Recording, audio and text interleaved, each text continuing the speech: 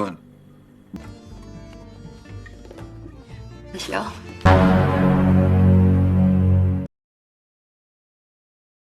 Di episode ketiga, sekitar 5 tahun lalu diperlihatkan Noh In-ji sedang mengobrol dengan seorang pria yang mengajaknya untuk kawin kontrak. Karena dirinya hidup paling lama 6 bulan, dan paling cepatnya 4 bulan. Kemudian berlanjut dengan obrolannya bersama Seo Yeon. Ketika pulang, dia berpapasan dengan Jeong Won dan memberitahukan bahwa dia barusan mampir menemui Noh In-ji sebagai istri barunya untuk berkenalan. Ketika di rumah, Jeong Won diberitahu bahwa lampu pengganti ruang utama akan tiba beberapa hari lagi. Seo Yeon berhenti di tengah perjalanan dengan wajah kesal karena Jeong Won perlahan mulai menyukai pernikahan kontraknya. Scene berpindah Noh In-ji yang bertemu dengan salah satu temannya bernama Yo In Yeong untuk membicarakan seseorang yang memiliki hubungan masa lalu dengan Noh In-ji. Menurut info broker, dia sekarang berada di Budapest. Malamnya Jeong Won dihubungi oleh Seo Yeon dengan ditunjukkan beberapa foto masa lalu terburuk mereka. Ketika itu Seo Yeon sedang mengandung anak Jeong Won. Dia terlihat sangat menderita karena kehamilan itu. Kemudian mengalami kecelakaan di tengah jalan raya. Jeong Won cukup stres mengingat masa itu dan meminum obat penenang. Esoknya dia mengantar Noh In-ji untuk membuka jahitan luka di tangannya. Jeong Won nampak gelisah tatkala mendengar suara guntingan jarumnya. Selain itu, dia juga gelisah tatkala mendengar suara lift.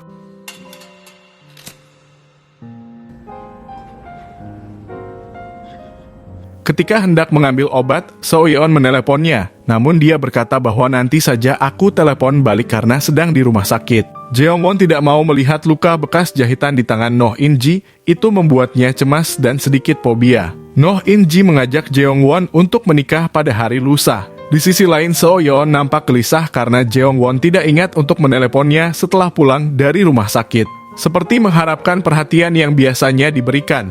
Jeong Won menyuruh rekan kerjanya untuk menjadi saksi pada pernikahannya besok. Undangan akan dikirimkan jam 3. Malam harinya, Seo Yeon bertemu dengan Jeong Won untuk memberikan foto dari masa lalu mereka yang kelam. Di balik foto itu terdapat sebuah obat. Bukan untuk diminum, tapi bertahanlah dengan situasi itu. Sekalian Jeong Won memberitahukan bahwa besok dia akan menikah dengan Noh In-ji sesuai perintahnya. Mereka segera bersiap-siap untuk melangsungkan pernikahan. Jeong Won tidak bisa memakai dasi, lalu dipakaikan oleh Noh In-ji. Pernikahan itu cukup dengan menandatangani surat kontrak mereka selama setahun. Dan kontrak bisa diperpanjang sesuai kesepakatan kedua belah pihak. 노 인지님은 NM의 계약하에 부부가 되셨습니다.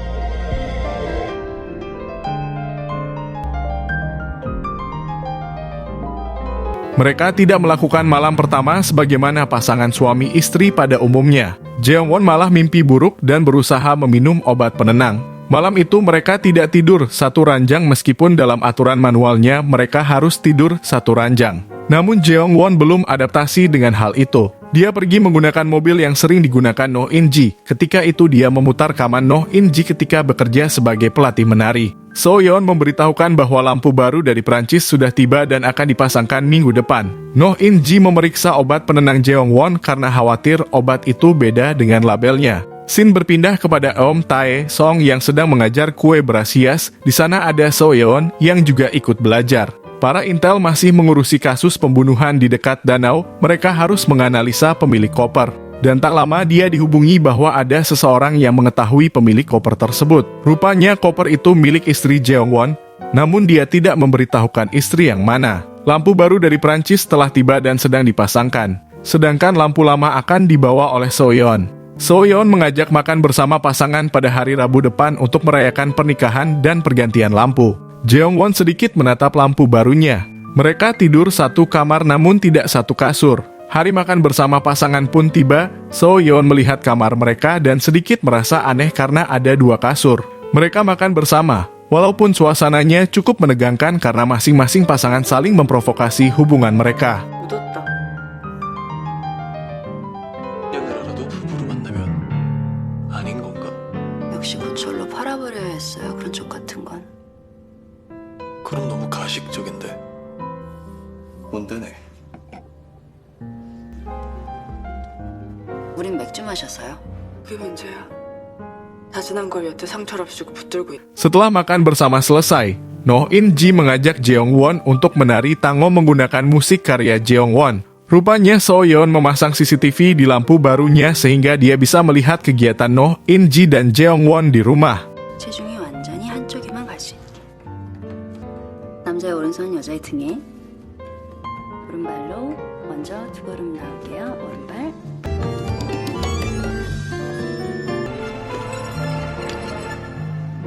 Pada episode keempat, kita kembali disuguhkan dengan masa lalu Noh In-ji sekitar 5 tahun yang lalu.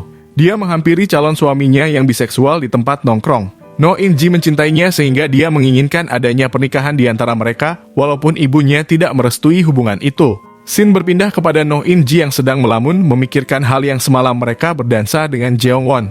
Di sisi lain Jeong-won juga kepikiran mengapa dirinya semalam menciumnya. Apakah ini pertanda bahwa dia mulai menyukai Noh In-ji?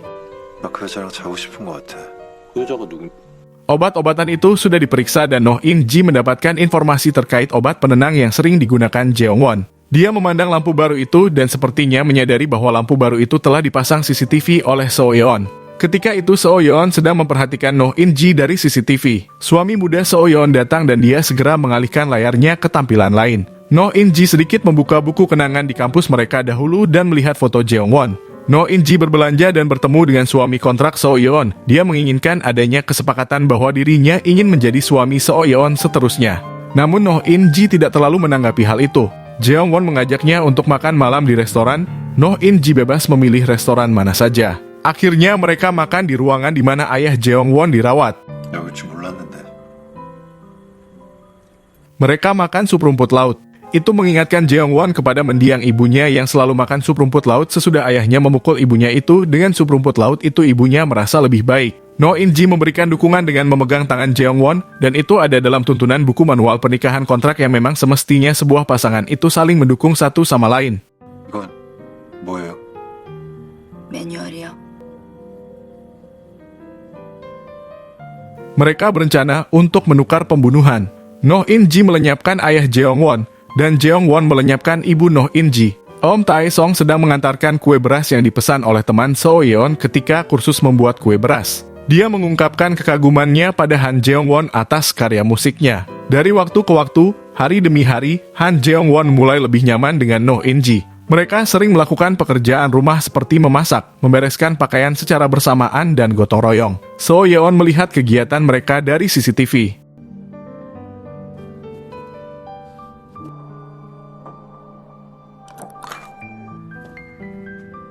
집에 가구가 새로 들어오면 Keesokan harinya, Noh In-ji bertemu dengan salah satu rekannya dan memberikan kartu broker yang selama ini memberitahu posisi orang dari masa lalu Noh In-ji. Malamnya, Jeong-won mengajak Noh In-ji nonton bioskop. Namun dia tidak berani nonton film horor itu karena trauma masa lalu yang membuatnya takut. Mereka saling pengertian satu sama lain, dari sana bibit-bibit cinta mulai tumbuh. Di sisi lain, Seo Yeon yang berusaha untuk menghubungi Jeong-won, tapi tidak diangkat karena dia sedang nonton bioskop dengan Noh In-ji.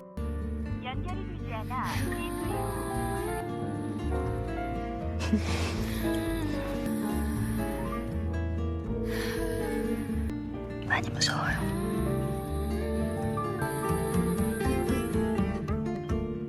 Sepulangnya dari bioskop, mereka tidur namun belum satu kasur. Seo Yeon frustasi karena teleponnya tidak kunjung diangkat oleh Jeong-won. Dia dalam keadaan yang kacau. 천천히 마셔요. 한 잔 더 줘. 직접 마셔요. 다 찾아줬자. 그만 마셔요. 이미 취하니까. Para polisi mengidentifikasi Om Tae-song yang menjadi korban dengan luka fatal di bagian dada. Catatan kriminal Om Tae-song adalah selalu menguntit Noh In-ji. Keesokan harinya, Noh In-ji dan Seo Yeon bertemu di sebuah tempat sambil minum teh. Mereka saling menanyakan kabar suaminya satu sama lain. Ketika pulang, mobil Noh In-ji dihadang oleh Seo Yeon dan menabrak pembatas jalan. Kemudian Noh In-ji diajak satu mobil dengan Seo Yeon. 괜찮아요? 갑자기 고양이가 튀어나와서. Di perjalanan, Seo Yeon mengatakan bahwa dia memilihnya untuk menjadi istri Jeong-won dalam pernikahan kontrak itu. Dia pikir Noh In-ji tidak akan cocok dengan Jeong-won. Namun malah sebaliknya, Noh In-ji jadi seorang istri yang baik bahkan melebihi Seo Yeon. Seo Yeon menceritakan beberapa kegiatan Noh In-ji di rumah seakan dia tahu kegiatan sehari-harinya. Malamnya, Noh In-ji bermimpi buruk kemudian terbangun dan memandangi lampu ruang tengah. Noh In-ji kembali ke kamar menghampiri Jeong-won dan tidak disangka mereka mulai bermesraan.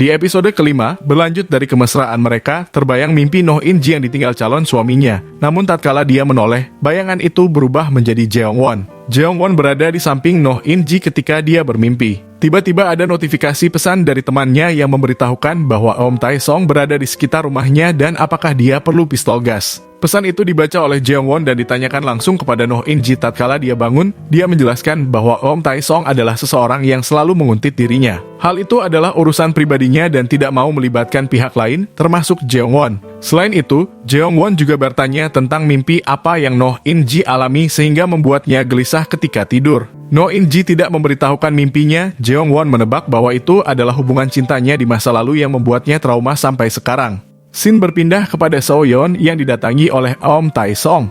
Dia di sana diancam agar tidak boleh macam-macam kepada Noh In-ji dengan ekspresi datar yang cukup menyeramkan. Kalau dia penasaran kepadanya, tanyakan saja tentangnya pada perusahaan NM. Setelah memberi ancaman pada So-yeon, dia langsung pergi dan seakan tidak terjadi apa-apa. Noh In-ji tidak sengaja menemukan foto kenangan terburuk Jeong-won dan So-yeon. Di balik foto itu terdapat obat. Dia kemudian ingin menelusuri So-yeon lebih jauh dan meminta bantuan salah satu temannya terkait dari mana dia mendapatkan obat-obatan itu. Selain itu, mereka membicarakan Eom Tae-song yang selalu menguntit Noh In-ji dan berencana untuk membunuhnya saja. So-yeon menelepon suami mudanya yang sedang mengintai Eom Tae-song dari belakang. Di sisi lain, teman So-yeon sedang diinterogasi dan ditanya perihal Eom Tae-song. Awalnya dia adalah pengajar di Momja dalam mengajarkan cara membuat kue beras yang indah. Noh In-ji dirasa tidak mengenalnya, tapi So-yeon pernah bertemu dengannya di sebuah restoran. Ketika di mobil, dia menanyakan tentang pertemuan So-yeon dengan Eom Tae-song di restoran itu. Dia membicarakan bahwa kue beras yang dulu dibawa ketika penggantian lampu ruang tengah Jeong-won adalah buatan Eom Tae-song. Tiba-tiba So-yeon merasa perutnya sakit, dan ketika dia sadar dia sudah berada di rumah sakit ditemani oleh Noh In-ji. Rahimnya mulai melemah dan untung saja dia dengan cepat dibawa ke rumah sakit. Jika tidak, kemungkinan rahimnya terancam harus diangkat. Di sana mereka berbincang cukup serius. Mereka menyangka telah mengetahui banyak informasi satu sama lain. Noh In-ji memastikan bahwa pernikahan itu akan berhasil. Setelah itu dia pergi. Jeong-won sedang berada di tepi danau, dia tidak membawa handphone, makanya yang menemani So-yeon adalah Noh In-ji. Ketika itu dia sedang melamun menonton Noh In-ji yang sedang menari dengan seorang pria. Jeong-won diberitahu oleh temannya bahwa So-yeon sedang dirawat di rumah sakit. Mereka membicarakan perihal Jeong-won yang ingin punya anak, namun dilarang oleh So-yeon karena ingatan kelam masa lalu mereka ketika So-yeon hamil dan harus melakukan operasi. Di sisi lain, Jeong-won malah lebih menyayangi bayinya daripada So-yeon.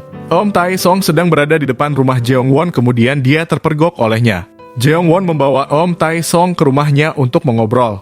Eom Tae-song bekerja sebagai pembuat kue beras dan belajar langsung dari ahlinya. Dia heran mengapa rumah sebesar dan semewah itu tidak dipasang CCTV, apa karena pemiliknya punya trauma terhadap CCTV, candanya. Dia disuguhi teh oleh Noh In-ji, namun Noh In-ji tidak berkata apa-apa kepada Eom Tae-song. Jeong-won mengancamnya bahwa dia bisa saja menggunakan kekayaannya untuk dengan mudah menyingkirkan Eom Tae-song. Jadi menjauhlah dari Noh In-ji, jangan mengganggunya lagi. Eom Tae-song sama sekali tidak takut dengan ancaman itu. Jika ingin menghancurkan hidupnya, silakan hancurkan saja karena dia sudah hancur. Eom Tae-song bilang bahwa Jeong-won sama sekali tidak mengenal Noh In-ji. Dia meragukan bahwa Noh In-ji akan mencintai Jeong-won hanya karena dia perhatian terhadapnya. Eom Tae-song menyinggung perihal Jeong-won yang membunuh ibunya, seketika dia emosi.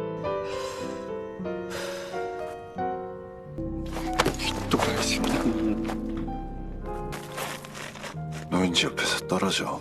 아니 어디까지인지 가늠도 못하는 사람, 그런 사람 인생이 아정인지 믿으십니까? 노인지가 당신을 사랑해줄 것 같아요? Setelah Eom Tae-song pergi, Jeong-won bercerita bahwa dia ingin punya anak. Namun So-yeon tidak mau. Hal itu langsung memperlihatkan ingatannya ketika So-yeon kecelakaan ketika sedang hamil. Jeong-won menjelaskan ada 2 obat yang membawanya kepada imajinasi palsu yang menyenangkan, dan satu lagi adalah obat yang membuatnya sadar akan kenyataannya yang pahit. Noh In-ji menceritakan tentang Eom Tae-song yang pernah membunuh salah satu anggota perusahaan. Hal itu dilakukan tepat di hadapannya. Eom Tae-song selalu punya cara untuk menguasai Noh In-ji. Dia lebih berbahaya dari orang-orang di sekitarnya. Di sisi lain, petinggi perusahaan juga sedang menjelaskan Eom Tae-song kepada So-yeon. Eom Tae-song awalnya pernah dimasukkan ke rumah sakit jiwa, namun dia keluar terlalu cepat. Dia merupakan orang yang banyak kasus, diantaranya adalah kasus percobaan pembunuhan, pencurian, dan pemukulan. Perusahaan tidak bisa berbuat banyak dan ikut campur tentang urusannya dengan Noh In-ji. Karena hal itu akan membuat perusahaan kawin kontrak itu diketahui khalayak ramai dan terancam bubar. So Yeon keluar kamar dan mengunjungi mertuanya yang sedang koma dan memukulinya karena dia adalah salah satu orang yang kejam terhadapnya. Namun mata mertuanya malah terbuka dan melihat ke arahnya, rupanya itu adalah reaksi sementara dan bahkan tidak sadar. Jeong-won menatap ayahnya ditemani oleh Noh In-ji. Dia pertama kalinya menatap mata ayahnya yang menyeramkan itu dengan cukup lama. Beberapa hari kemudian ayahnya meninggal. Banyak karangan bunga dan ucapan bela sungkawa atas kematian ayah Jeong-won. Tiba-tiba So Yeon datang dengan memakai baju duka. Dia di sana sedikit mempengaruhi Jeong-won dengan berkata bahwa So Yeon lah yang membunuh ayahnya. Dia memberikan obat penenang kepada Jeong-won. Mengetahui hal itu, Noh In-ji datang kemudian menghampiri Jeong-won.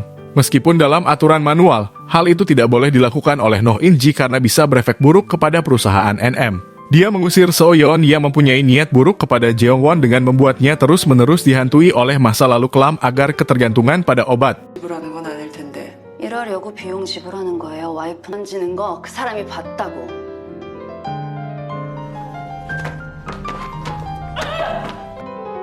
내가 바라는 건 한정원 씨가 행복한 건데. Setelah itu Noh In-ji berada di samping Jeong-won untuk mendampinginya dan tidak mempedulikan aturan manual karena pada waktu itu dia mengambil cuti. Jeong-won merasa senang dan tenang dengan kehadiran Noh In-ji. Tamu yang datang sangatlah banyak karena keluarga Jeong-won terkenal sebagai konglomerat. Di perjalanan pulang, So Yeon mengobrol dengan suaminya dan mengungkapkan rasa kesalnya terhadap Noh In-ji yang malah menjadi pusat perhatian. Padahal dia hanya sebagai pemeran pengganti saja selama setahun. Waktu telah malam dan rupanya tidak ada lagi yang akan berkunjung ke rumah duka. Jeong-won mengajak Noh In-ji untuk bersenang-senang menghabiskan waktu bersama dengan bahagia. Hingga dalam suatu waktu Jeong-won bertanya perihal calon suami Noh In-ji dahulu yang biseksual. Dia difitnah oleh ibu Noh In-ji dengan membuat video dewasa kemudian diupload ke media sosial. Ketika itu beritanya sangat ramai diperbincangkan. Ibunya tidak rela jika Noh In-ji harus menikah dengan pria biseksual. Setelah itu calon suaminya menghilang dan tidak menghubunginya selama 5 tahun dan Noh In-ji terus menunggunya. Jeong-won mulai cemburu dan berkata bahwa bagaimana jika aku tidak mau melepaskanmu. Noh In-ji tidak menjawabnya. Keesokan harinya adalah upacara pemakaman abu dari jasad ayahnya Jeong-won. Noh In-ji diberitahu temannya lewat pesan bahwa dia mengetahui di mana So Yeon mendapatkan obat. Tiba-tiba So Yeon datang ke acara itu, dia meminta agar Jeong-won dan Noh In-ji bercerai saja. 이혼해.